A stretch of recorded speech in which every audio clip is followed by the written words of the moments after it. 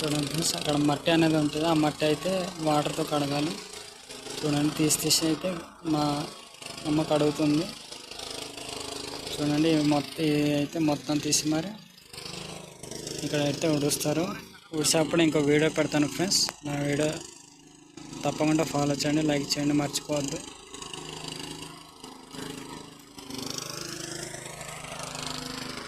సరే ఫ్రెండ్స్, ఇలాంటి వీడియోలు మళ్ళీ కావాలంటే లైక్ చేయండి, ఫాలో చేయండి, మర్చిపోద్దు. Bye friends.